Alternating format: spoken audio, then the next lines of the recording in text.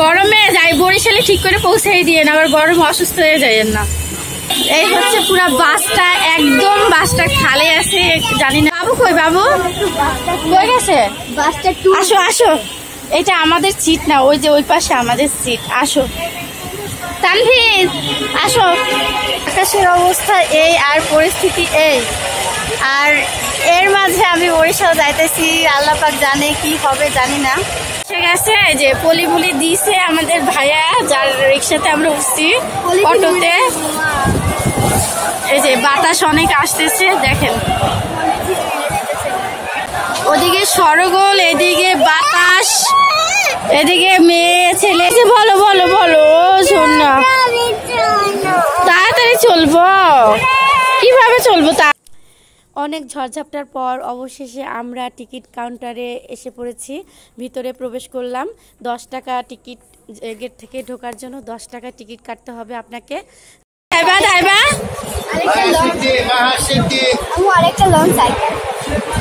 আরেকটা লঞ্চ ঘাটে ফিরতেছে।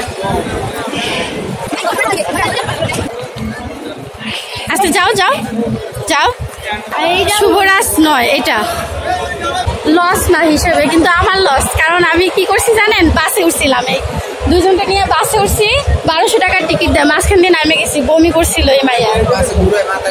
বমি করছে না, আমার ভাড়াটা একদম বিফলে গেছে না, এর জন্য এখন আমার কষ্ট করে যাইতে হবে। তো আপনাদের আসেন লঞ্চের ভিউটা দেখিয়ে দিই। এটা হচ্ছে হাত মুখ ধোয়ার স্থান। তারপরে পাবেন আপনারা এখানে পেছন সাইডে 3টা টয়লেট পাবেন বাথরুম করার জন্য। এরপরে হচ্ছে লঞ্চের পেছন সাইডে আপনি দাঁড়িয়ে এরকমের ভিউটা দেখতে পারবেন, অন্য অন্য লঞ্চ। তারপরে দেখেন রঙিন রঙিন বাতি, খুবই সুন্দর লাগতেছে, বাতিগুলো নদীর উপরে মানে ঝলকানি পড়তেছে, খুবই ভালো লাগতেছে। আমার ছেলে দেখতেছে ভিউটা খুবই সুন্দর, মাশাল্লাহ। আর ওরা কখনোই লঞ্চে যায় না, ওরা এখন যাচ্ছে লঞ্চে, আমার মেয়েটা খুবই খুশি। তো লঞ্চের সাইডে ওরা যখন দাঁড়াইছিল, আমি তখন অনেক ওদের কাছাকাছি ছিলাম, কারণ ওখানে দাঁড়িয়ে থাকাটা রিক্সের। মেয়ে তখন বলল, মা আমি ললিপপ খাবো, তাই ওখান থেকে আমি ওকে একটা ললিপপ কিনে দিয়েছিলাম, 50 টাকা দাম, এবং 1 কাপ চা খেয়েছিলাম, 20 টাকা দাম। এখন শুনুন মেয়ে কি বলে।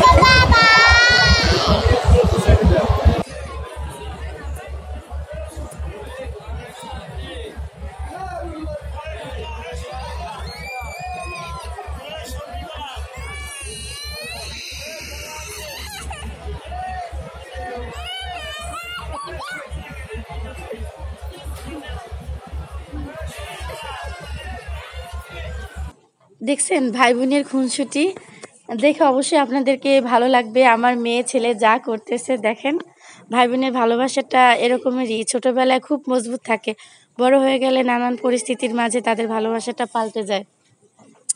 আমি আগেই ধুয়ে রেখেছিলাম, মানে ধুয়ে বোতলে পানি দিয়ে রাখছিলাম, এখন ওরা খাচ্ছে সেটা পানি ছড়িয়ে।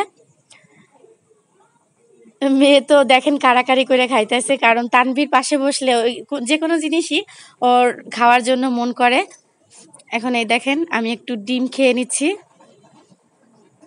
মানে লঞ্চে আসার এই আনন্দ, সব কিছু খাওয়ার আনন্দটা থাকে। সব কিছু আপনি একটা লঞ্চে যদি যান তাহলে বুঝবেন খাওয়ার আনন্দটা।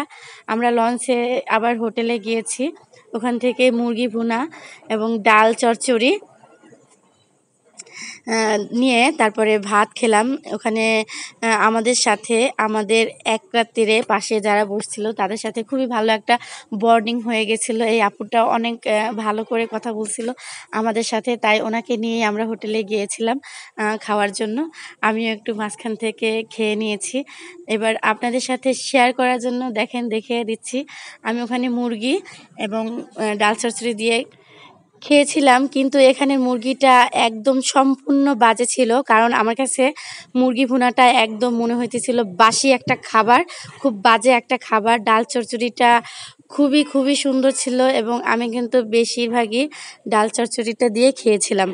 তো অবশেষে আমরা বাসায় ফিরে, এটা হচ্ছে আমার ছোট বোন সবাইকে নাস্তা দিচ্ছে, এখানে পরোটা রেখেছে। এই দুইজন তার ছেলে মেয়ে, তানভীরকে তো সবাই চিনেনি, এটা হচ্ছে আমার মেজো আপুর ছেলে। আর এই যে দেখতেছেন পাশে, এটা হচ্ছে আমার বড় আপুর মেয়ে রিয়ামণি, তার কোলে আছে আমার মেয়ে। তো আমার ছোট বোন দেখেন গ্যাসের চুলায় রান্না করে, আর রিয়ামণি আমার মেয়েকে নাস্তা খাওয়াই দিচ্ছিল। আমার বাবুরে ওরা অনেক অনেক ভালোবাসে, অনেক আদর করে। মানে ভাই বোনের ভালোবাসাটা দেশ গ্রামে গেলে যেরকম একটা পাওয়া যায়, অনেক ভালোবাসা পাওয়া যায়। আমি একটু বকবক করছি, আমার ছোটো বোন বলতেছে একটু নাস্তা খাইয়ে নাও তারপর বকবক করো। মাঝখান থেকে আমি একটু পরোটা ডিম দিয়ে খেয়ে নিচ্ছিলাম। তো ভিডিওটি যদি ভালো লেগে থাকে তবে আমাদের চ্যানেলটি সাবস্ক্রাইব করে যাবেন, এবং দ্বিতীয় পার্ট আমি আবার দিব, দেখার জন্য রেডি থাকেন। আল্লাহ হাফেজ, সবাই ভালো থাকুন।